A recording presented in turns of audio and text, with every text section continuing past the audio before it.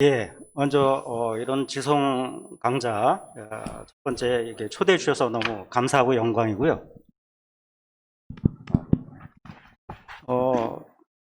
이명재 목사님뿐만 아니라 김영욱 박사님께서도 유성 목사님 평전을 쓰시도록 하셨는데 다 거절하셨는데 그 고집을 꺾으신 우리 손은정 목사님, 서덕석 목사님, 또 여러 후학들 너무 감사를 드립니다. 이분들이 아니었으면 2011년에 여러 그 당시 계셨던 분들 조유성 목사님 포함해서 인터뷰도 없었고 제 이 자료의 제일 중요한 85, 86년 6개월에 걸쳐서 김영욱 박사님께서 그 인터뷰하신 게 있습니다. 12권짜리 그 녹음을 와 정말 저도 그런 거 박사학 논문 할 때 해봤지만 너무 힘든 작업인데 해주셨어요. 그게 아니었으면 제가 갖고 있던 초기에 있었던 그 1차 자료 그리고 이제 주로 2차 자료들 가지고 했으면 정말 제가 소설을 쓸 뻔했습니다. 이분들에게 너무 감사를 드리고요.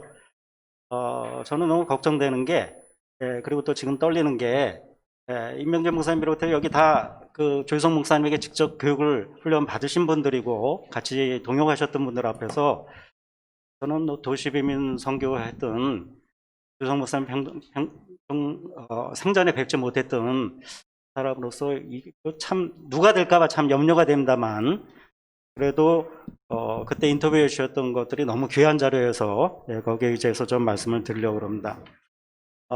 저는 여기서 제일 기뻤던 것은 제가 민중께 참여하고 거기에 대해서 학위 논문 썼는데 학위 논문이 틀렸다는 걸 알게 돼서 너무 감사합니다.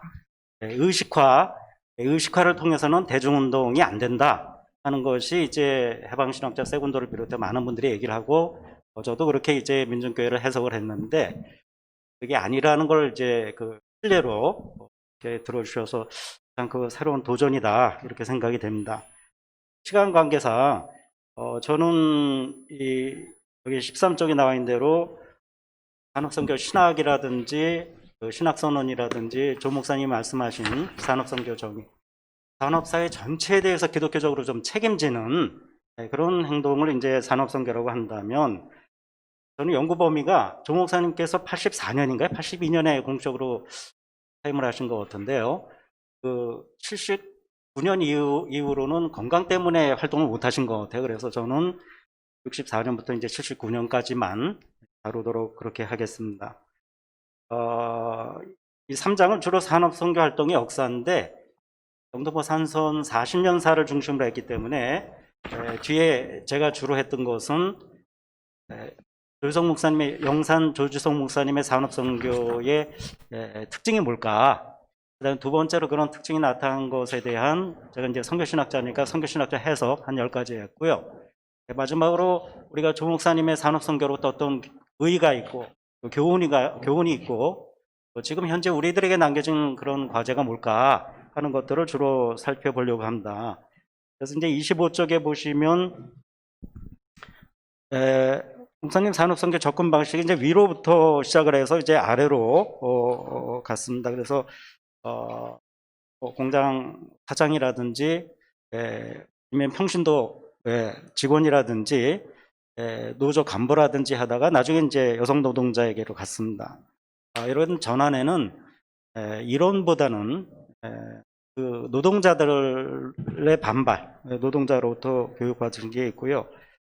여러 가지 교육의 특징이 있는데 제가 만약에 우리 신대원생들 지금도 밤에 뭐 이게 대리도 하고 뭐 알바도 하고 하는 경우들이 있는데 12시간 노동을 하고 왔는데 자 이제 신대원 수업 시간이니까 필수 과목이니까 오전에 우리 3시간 공부하자.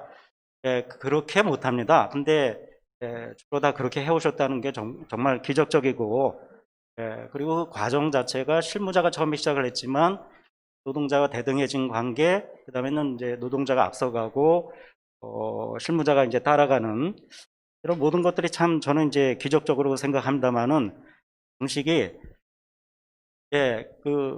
저는 임명재 목사님 굉장히 무섭다는 느낌을 이제 많이 갖는데, 이런 게, 조유성 목사님도 그렇고, 노동자들 허위의식을 깨트리고, 자기 정체성을 찾고 인간이 이제 성장하도록 하기 위한 과정이다. 그렇게 보고요. 실무자 훈련의 특징, 아까도 신철영 선생님이 아주 철저한 훈련 말씀을 해주셨는데 6개월 공장 훈련, 6개월 이제 그 지도 훈련을 해주셨는데 정말 중요했던 거는 실무자로 가서 1년 동안에 모든 교육을 철저하게 하셨다. 그러니까 영수증 하나하나까지 다 이렇게 그 체크를 하셨던데 그런 부분은 정말 뛰어난 훈련가라고 생각이 되고요. 그렇게 훈련받은 네 분 참 여기 이렇게 다 이름을 거명해 놨습니다만 특별히 이제 소그룹 활동에 있어서 그 상황 문제를 잘 진단하신 그런 조직 리 있어서 김 목사님이 특별히 이제 뛰어나다 하는 말씀을 하시더라고요. 자, 노동자의 변화. 저는 이 노동자들의 변화가 피나는 자기와의 싸움이고 그래서 개인의 체질이 바뀌고 뭔가 조직운동을 통해서 노동조합 활동을 통해서 집단 구조 바뀌고 그렇게 해서 새 인간으로 창조가 되니까 70명 불러다가 군수사기관에서 20일 동안 수사했는데 결국은 군 수사기관들이 다 울었다고 그러죠. 그뿐만 아닙니다. 목사님께서는 노동자들이 활동하는 거, 싸우는 거 보시면서 완전히 노동자들이 항복하셨다고 그렇게 말씀을 하시더라고요. 그래서 너희들이 나보다 낫다. 목사님 나보다 더 훌륭하다. 이제 문동원 박사님께서는 당신의 그 교육 이론을 한선에서 바로 적용했다. 이렇게 말씀하셨습니다. 산업선교 특징. 제가 제목만 좀 말씀드리겠습니다. 몇 분 남았죠? 몇 분 남았습니다. 13분이요. 산업선교 특징으로는 이제 조직운동, 노동자 대중운동, 사회행동, 그리고 이제 삶으로서의 선교. 또 아까 신철영 선생님 말씀하신 신영협동조합, 소비자협동조합. 그 시기에 대안적 경제를 얘기하셨다는 게 참 시대를 앞서갔다 이렇게 생각이 되고요. 좀 크게요? 그 다음에 이제 산업선교의 사회행동을 기독교 신앙과 이제 통합시키고, 교회와 산업사회 사이에 산업선교가 다리 역할을 했다.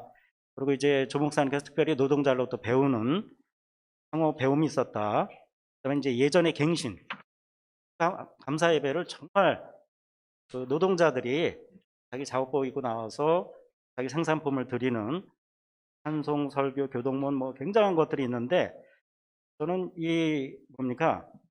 세례 선언문 뭐 이것도 대단한데 성찬식 세례 받을 때 노동자들 70~80% 울었다. 우리가 교회에서 이런 모습을 볼 수 있을까? 뭐 이런 생각이 많이 들더라고요.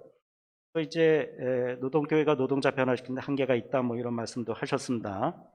학생운동, 노동운동은 그냥 생략하겠습니다. 왜냐하면 거긴 대로 보시고 목사님께서 이제 산업선교 활동에 대한 아쉬운 후회가 몇 가지 있으신데 이제 자료 정리 못한 거 지금 이제 후학들이 하고 있으니까 저는 그 부분에서 굉장히 감사하다고 생각되고요. 또 하나 이제 노동 현장을 떠난 노동자들과 관계를 맺지 않으신 거 나중에 생전에 이제 그거를 복구하려고 꽤 애를 쓰셨는데 잘 안 되신 것 같습니다. 세 번째로는 목사님 보시기에 노동자들 노조 탄압받는 것보다는 그래도 산업선교의 교회를 우선시한 거 아니냐 하는 그런 자기 반성을 하시더라고요. 그리고 에큐메니칼로 지키지 못한 것. 그다음에 이제 20년 활동의 비결을 저는 청해 노예, 교회 지원들, 지식인들 여러 연대, 세계교회 아시아대가 있었고요. 더 중요한 거는 34쪽 몇 번째가 둘째 노동자들이 자기를 용서해줘서 이거를 20년 할 수 있었다 이렇게 말씀하시는데 참 많이 감동받았습니다. 내가 지금까지 일할 수 있었던 건 노동자들이 많이 봐줬기 때문이다. 우리는 노동자를 봐주지 않았는데 노동자들은 우리 실무자를 봐줬다. 사람은 다른 사람한테 용서를 받아야만 살아갈 수 있고 일을 계속할 수 있다. 그 다음에 이제 그 노동자들의 어떤 십자가 지고 가는 이런 일들, 한선은 영등포 영락교회에서 지원이 끊어졌을 때 세계교회로부터 지원받았지만 노동자들은 돈 한 푼 받은 거 없이 끝까지 이렇게 했다는 거에 굉장히 그 격려를 받으신 것 같아요.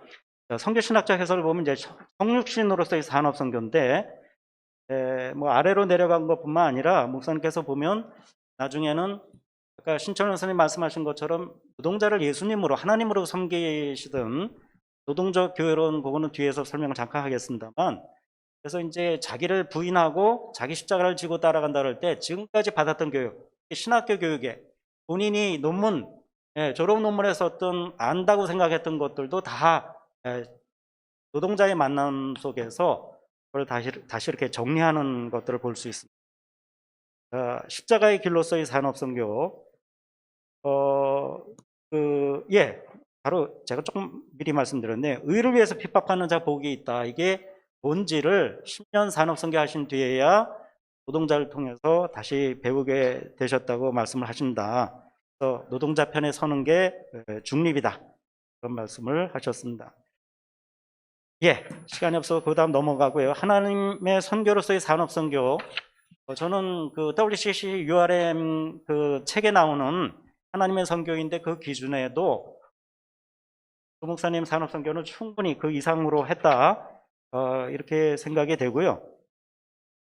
뭐 저게 빨간 걸로 뭐 쳐놓은 게 많이 있는데 어딘가 조금 제 거하고 이게 좀 틀리기 때문에요. 그거 좀 보면서 가겠습니다. 여기 잘 따라가요?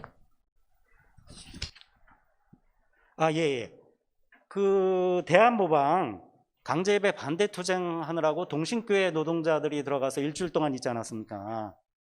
조 목사님도 기대하신 게 아닌데 그분들이 거기서 회심을 하신 거예요.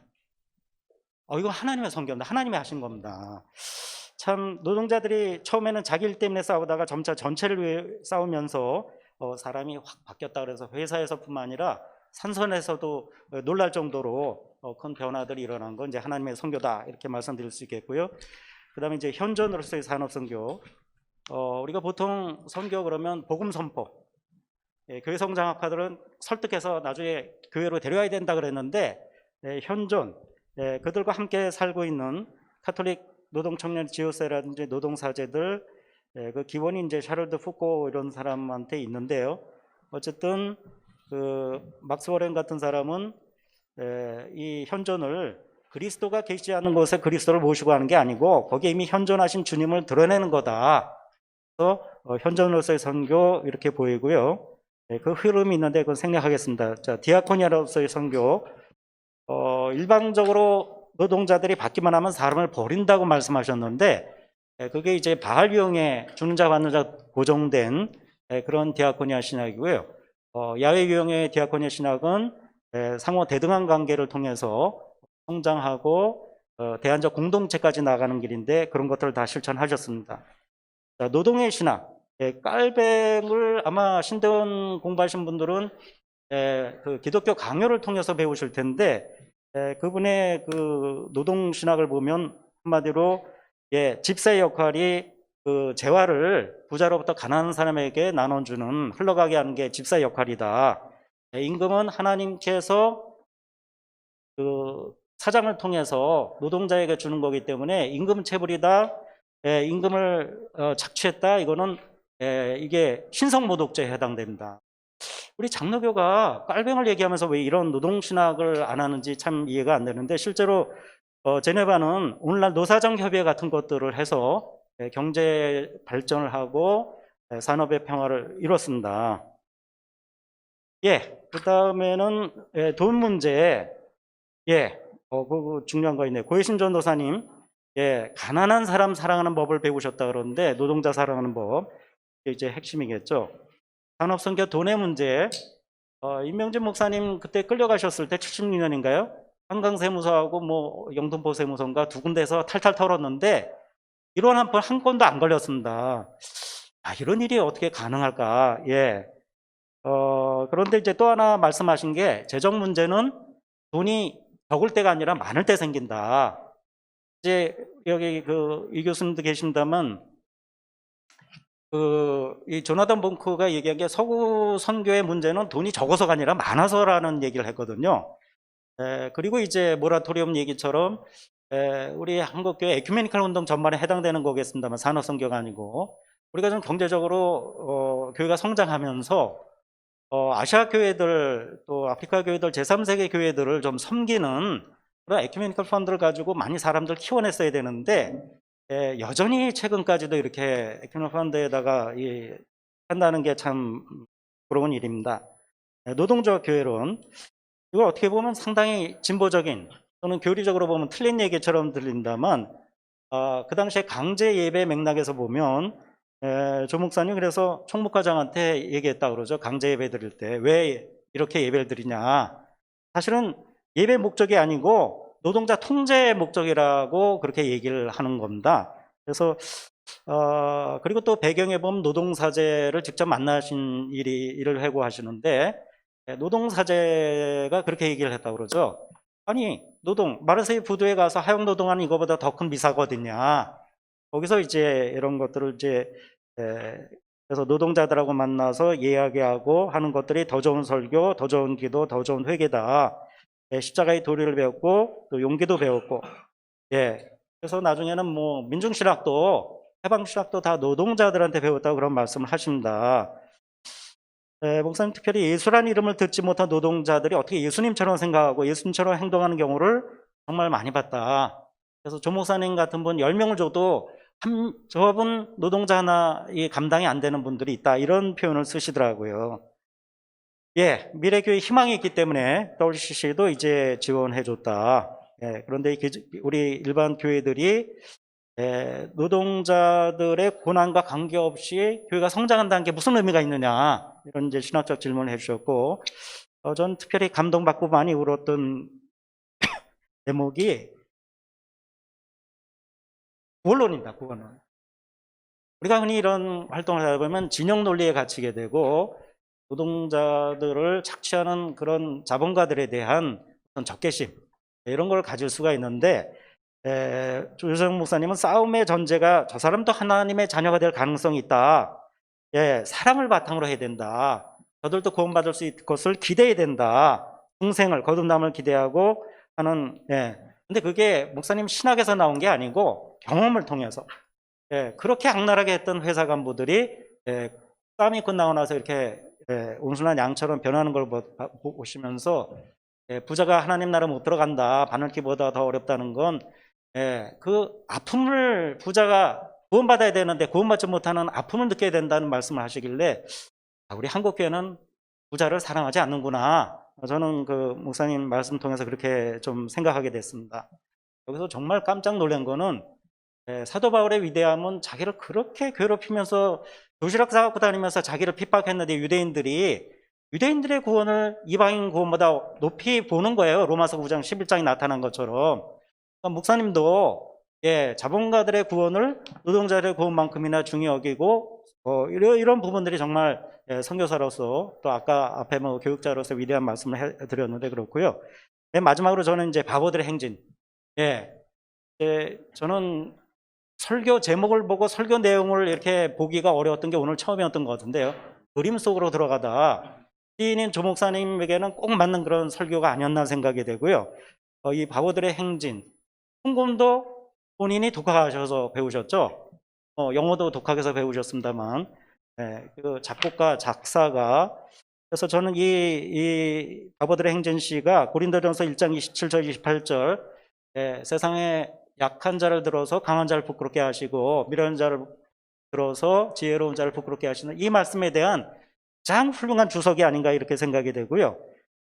산업선교는 또 서덕성 목사님 때론 눈머니가 보는 일을 위로했다 그렇게 이제 쓰셨는데 때로는 눈머니가 결국은 이제 조 목사님 만나서 변화된 노동자들이 우리가 본다는 그 조 목사님의 뭐 논문이라든지 또 우리 목회자라든지 그리스도인들 신앙이 좋다는 사람들의 눈을 산업선교를 통해서 뜨게 해주신 게 아닌가. 그리고 이제 WCC URM 자료의 책 제목도 어릿광대 공동체입니다. 그런 부분들 민중의 탈춤의 미학 이런 것들이 있는데 자, 의의로 들어가겠습니다. 저는 가장 19세기 서구 교회의 스캔들로 빌버트 쉔크라는 분이 노동자들이 교회로부터 대탈출한 거다, 엑소더스 한 거다 그러는데 20세기 최대 영성가 토마스 머턴도 똑같은 얘기를 하더라고요. 독재사회, 불의한 사회에서 불의를 참고 잘 살고 있는 그리스도인들이 문제라는 거예요. 예? 거기에 문제 제기 안 하는 그런 교회의 문제 때문에 결국은 노동자들이 다 빠져나갔다는 거죠. 그런데 산업선교는 노동자 편드는 교회가 있다. 한국교회 정말 위대한 역사입니다. 두 번째로는 노동자가 자기 정체성 회복하고 공동체를 이루고 나갔다는 거고, 세 번째는 이제 대중운동으로, 사회운동으로, 행동으로 나갔다는 이런 부분이고, 그다음에 이제 그런 산업사회 적절한 신학함, 뭐 선교의 교회의 신학예들을 그런 단초들을 마련해 주셨고요. 서울시 URM의 이제 모범적인 사례다. 저는 그렇게 의의가 있다고 생각하고요. 교훈으로는 철저한 교육 훈련, 그다음에 이제 노예 임원들까지, 청해 임원들, 노예 임원들, 전도부장들을 주기적으로 교육을 했는데 지금은 이제 그런 부분이 많이 퇴화됐다고 느껴지고요. 삶의 언어로서 이제 교육을 하신 부분, 현존으로서의 선교, 그다음에 이제 산업 선교 자체가 노동자들 섬기면서 교회가 갱신되고 선교가 갱신되는데 핵심이 노동자들 섬기면서 노동자처럼 가난한 교회가 될 때 교회가 갱신되는데, 그건 자꾸 자본주의 사회에서 이제 가난해지는 거를 싫어하는 거죠. 멀리하는 거죠. 자, 과제 21세기 산업 선교에 대한 정의부터 시작을 해야 되는데요. 제레미 리프킨은 2028년, 지금부터 이제 7년밖에 안 남았습니다. 화석 연료 산업 문명이 이제 붕괴될 거다. 그때 자초 자산이 약 100조 달러에 달할 거고, 한국이 2차 산업혁명에는 굉장히 앞섰지만 가장 위험한 나라라고 그렇게 경고를 하고 있습니다. 그래서 이런 거대한 전환 과정에서 지금 잘 하고 있는 마을목회, 녹색교회 여러 가지 생태 운동이라든지 사회적 기업 활동들을 하고 있지만, 이런 대전환에 우리가 좀 더 적극적으로 일하는 것이 지금 현재 산업선교가 아니겠는가. 대안적 세계운동, 김은철 목사님 그렇게 표현하셨는데, 두 번째로 노동운동의 그 중심을 뭘로 잡아야 되느냐. 제레미 리프킨은 세계 최대의 자본가는 그 4명의 악당, 구글, 페북, 아마존 이런 남성 CEO들이 아니고 연기금이라는 거예요. 노동자들의 미래의 급여인 연금, 기금 이런 것들 가지고 새로운 노동운동을 해야 되는 거 아니냐, 그렇게 얘기하고 있고요. 소그룹 활동 통해 보여주신 그런 어떻게 소그룹 활동 이런 것들을 되살리고 이제 신앙 공동체로 갈 거냐, 철저한 실무자 교육, 광범위한 교육, 삶으로서 교육. 또 하나가 이제 깔뱅이 얘기했던 가운데 저도 그 당시에는 별로 그렇게 크게 주의를 안 했는데, 인간의 본질이 노동이 아니라 안식이다. 근데 제가 이제 월트 브루그만이 쓴 안식일은 저항으로서의 안식일은 저항입니다라는 책이 있는데, 안식이 그냥 쉬는 게 아니고 우리가 하나님과의 관계 속에서 세상의 통치로부터 벗어나서 하나님의 통치로 가는 기존 체제의 중심 체제에 대해서 우리가 저항을 하도록 하는 것이, 그것을 회복하는 게 이제 안식이라는 의미로 얘기를 하고 있습니다. 그리고 이제 4차 산업혁명 시기에 적합한 어떤 신학함, 그다음에 이제 노동의 영성. 시간이 없어서 목사님 노동의 영성에 대한 건 제대로 설명을 다 못했습니다만, 저는 일하는 예수회 쪽에 하나 제안한다면 노동과 실직 노숙인 선교, 그다음에 이제 공동체, 특히 이제 소나 목사님 계신다만 생명농업하고 대한공동체 운동하는 이런 모든 것들을 엮는 것이 도로시대의 그런 운동이라고 생각돼서 같이 한번 연구하면 좋겠다 생각되고요. 그다음에 부목사님에 대해서 정말로 제대로 이해를 하려면 나무는 그 열매를 보면 안다고 100명 노동자의 사회정기를 이제 우리가 회복해야 된다고 저는 생각하는데, 100명이 제가 임의로 한 게 아닙니다. 부목사님 인터뷰에 보면 여러 차례 100명 얘기가 나옵니다. 특별히 부목사님께서 당신보다 훨씬 크다는 그런 노동자들 한 100명 정도를 찾아서 그분들 사회정기를 통해서 산업선교 과거의 그 의미, 교훈 이런 것들 회복해야 되지만, 현재 우리가 어디로 가야 될 거냐, 그것도 같이 좀 찾아가면 좋을 것 같습니다. 그 과정에서 그런 100분의 노동자들 통해서 또 다른 분들을 만나서 이 교성 기념사업회가 좀 더 발전하고 크라우드 펀딩 통해서 새로운 일들을 많이 하셔서 21세기 새로운 산업선교 전개하는데 기여하시면 좋겠습니다. 감사합니다.